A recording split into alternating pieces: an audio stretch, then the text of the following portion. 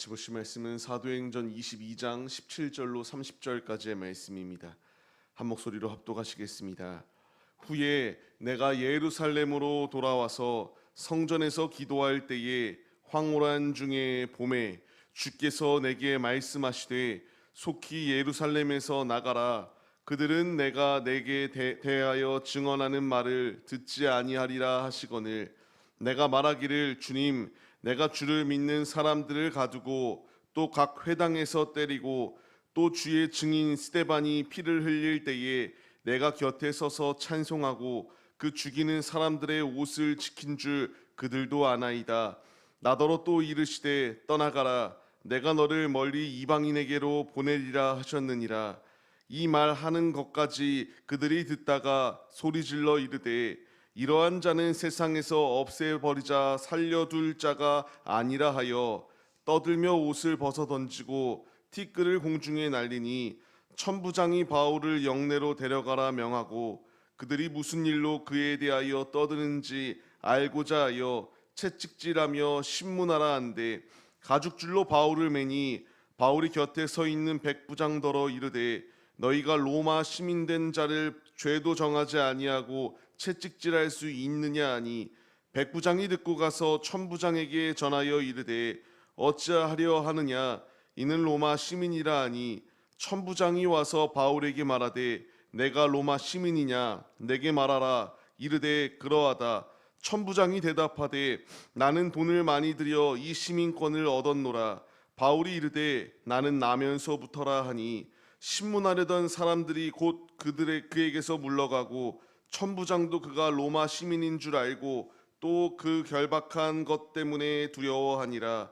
이튿날 천부장은 유대인들이 무슨 일로 그를 고발하는지 진상을 알고자 하여 그 결박을 풀고 명하여 제사장들과 온 공회를 모으고 바울을 데리고 내려가서 그들 앞에 세우니라. 아멘. 할렐루야. 오늘도 예배의 자리 가운데 모이신 성도님들 주님의 이름으로 환영하고 축복합니다. 오늘 같이 나눈 말씀의 제목은 나의 배경은 예수 그리스도이시라는 말씀의 제목 가운데서 은혜를 나누도록 하겠습니다. 바울의 모습을 보게 되면은 이 위기의 순간 가운데서도 끝까지 주님의 복음만을 붙들고 전진하였던 것을 볼 수가 있습니다. 힘든 순간 가운데서도 그가 포기하지 아니하였고 끊임없이 주의 복음만을 들고 주님의 길을 걸어가기에 힘썼습니다. 오늘 말씀을 보게 되면은 이제 바울이 회심한 이후의 사건에 대하여 간증하기 시작합니다. 바울의 고백은 예루살렘 가운데 와서 기도하는 가운데에 그 가운데에 주님의 환상을 보게 되었다. 그 가운데서 주님이 내게 명령하신 것은 예루살렘 가운데서 나갈 것을 명령하시는 그 음성을 들었다라고 이렇게 고백합니다. 그 가운데에서 이렇게 말씀하시며 유대인들은 더 이상 너 말을 듣지 아니할 것이기 때문에 나갈 것을 명령하시는 주님의 음성을 들었다라는 것을 말합니다. 이때 바울은 깨닫지 못합니다. 그때의 자신의 고백은 19절로 20절까지의 말씀을 보게 되면은 내가 믿는 사람들을 박해하던 자입니다. 때리기도 하였고 스데반이 죽을 때에 죽음까지 내가 앞장섰던 자가 나이다. 이 고백을 하면서 바울은 자신이 이 유대인들을 먼저 구원하는 데에 쓰임 받고 싶어하는 열망이 그 가운데에 있게 됩니다. 이런 열망 가운데에 주님이 명령하시는 것은 무엇인가? 21절 말씀과 같이 떠나갈 것을 명령하셨습니다. 내가 너를 이방인에게 보내겠노라고 하는 주님의 분명한 명령이 있으셨습니다. 이 말씀, 우리는 주님의 말씀을 마음판에 새겨야 됩니다. 바울은 유대인들에게 복음을 전하고 싶었습니다. 자신에게 짊어진 멍에가 있었습니다. 믿는 자를 핍박하였고 박해하였기 때문에, 그리고 나의 동포들이 먼저 구원받기를 열망하여 전진하였던 것이 바울입니다. 그러나 주님의 뜻은 아니었습니다.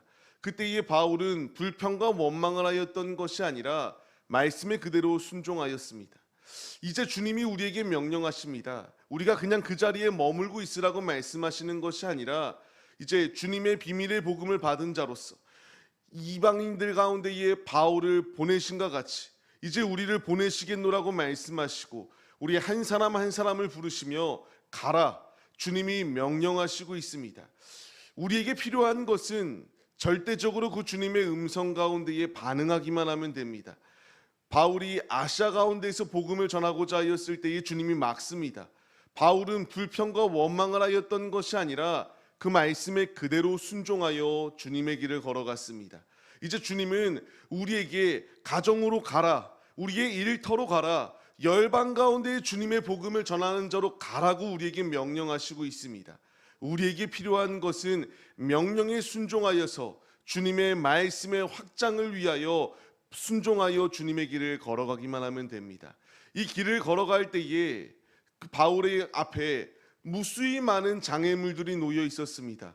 그럼에도 불구하고 포기하지 아니하고 주님의 길을 걸어갔던 바울과 같이 우리 역시 주님의 길을 걸어가야 됩니다.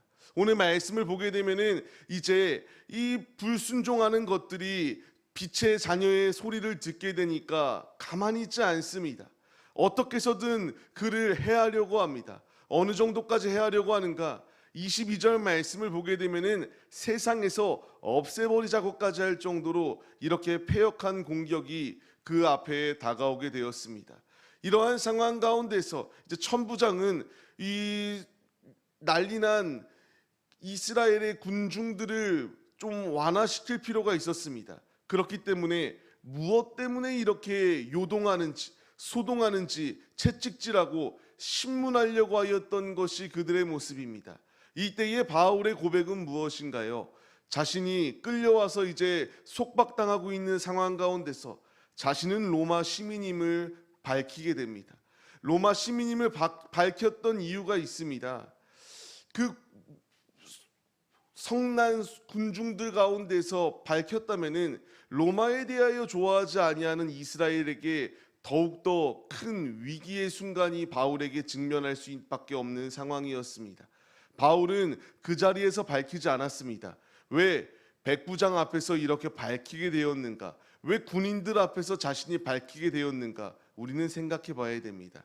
그 분명한 이유는 바울은 로마로 가기 위한 분명한 뜻이 있었습니다.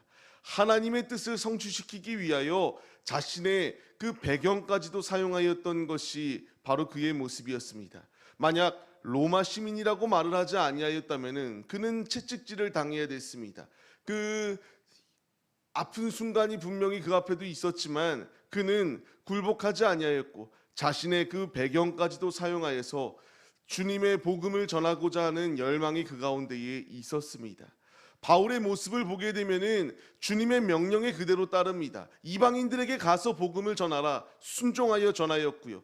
자신이 지금 억울하다라고 말하고 있는 상황이 아니라 회중들 앞에서도 자신은 이와 같이 예수를 만난 자이고 나는 이단자가 아니라 주님의 복음을 전하는 사도로 세움을 받은 정당한 주님의 사도이다라는 것을 밝히고 있는 상황이었습니다.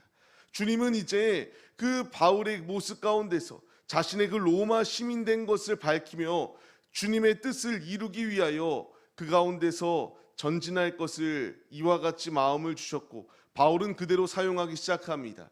그때의 백부장은 놀라게 됩니다. 천부장에게 가서 말합니다. 이 사람이 로마 시민이라고 합니다. 이제 천부장이 왔습니다. 묻습니다. 나는 돈을 많이 들여서 이 시민권을 얻었는데 너는 어디서 이 시민권을 얻었느냐라는 것을 묻습니다. 그때 바울의 고백은 나는 나면서부터 이 시민권을 가지고 있었던 자라는 것을 고백합니다.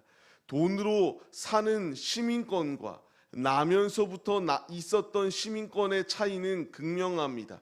나면서부터 로마 시민인 자는 더 힘이 있습니다. 이제 이 말을 들으니까 두려워하기 시작합니다. 그 가운데서 이와 같이 일하셨던 주님의 뜻을 발견할 수밖에 없습니다. 무엇을 발견할 수 있는가?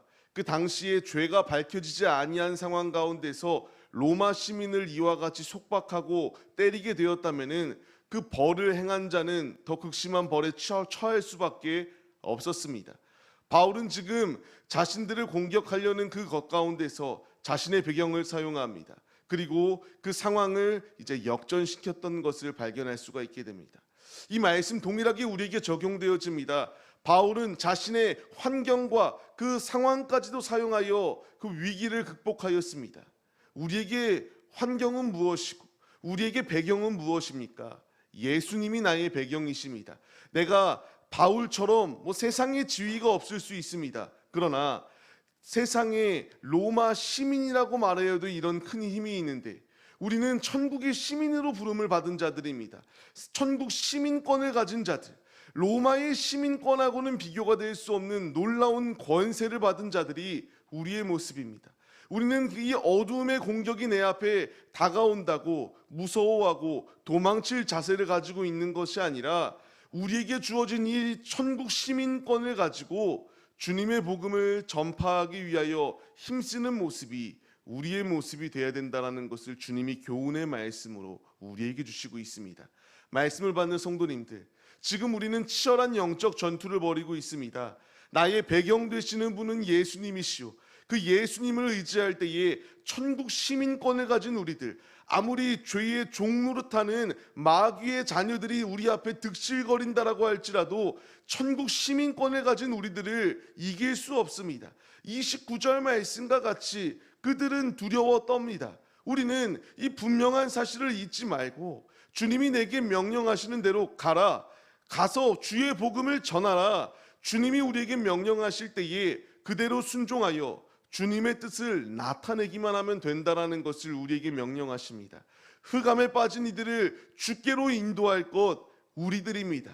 우리가 이 빛의 군사로 부름을 받은 자들로서 말씀 가운데서 바울이 간증하며 두려워하지 아니하고 담대히 주님의 사명만을 완수하기 위하여 힘써 전진하였던 것처럼 우리도 오늘의 살아가는 삶의 자리 가운데서 주님께 나의 삶을 맡겨드리시고 제한 없이 주님께 나를 맡겨드릴 때에 주님이 우리를 귀히 쓰신다는 사실을 잊지 마시며 두려워하는 것이 아니라 담대히 주의 복음을 들고 세상을 복음으로 변화시키기에 어두움을 빛으로 바꾸기에 힘쓰는 우리 모두의 모습이 되시기를 주님의 이름으로 간절히 축원합니다. 말씀을 맺겠습니다.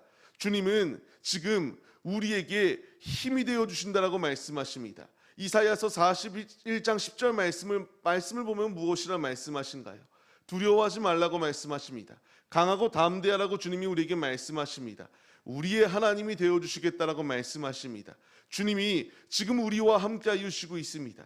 나의 배경, 우리에게 천국 시민권을 더하 주신 그 주님의 명령, 주님이 내게 주신 이 선물을 가지고 오직 빛으로 어두움을 물리치기에 힘쓰는 주님의 사명을 완수하기에 힘쓰시는 우리 모두의 모습이 되시기를 주님의 이름으로 간절히 축원합니다.